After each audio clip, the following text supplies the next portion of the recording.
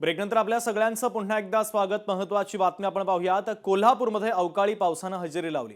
उकाड्यानं हैराण झालेल्या नागरिकांना दिलासा मिळतोय, तर कोल्हापुरात ऊन पावसाचा खेळ आज दिवसभर पाहायला मिळाला।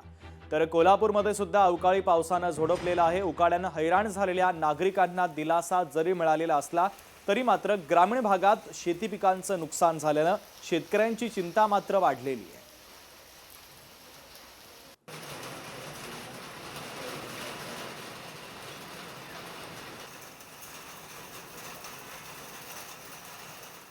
छत्रपती संभाजीनगरमध्ये पाकिस्तानी साहित्याची खुलेआम विक्री केली जाते। पाकिस्तानी बनावटीच्या ब्युटी प्रोडक्टची सर्रासपणे विक्री होते। बाजारामध्ये विक्री होत असल्याचा मनसेकडून आरोप करण्यात आला। विक्री करणारे तिघे आता पोलिसांच्या ताब्यात आहेत।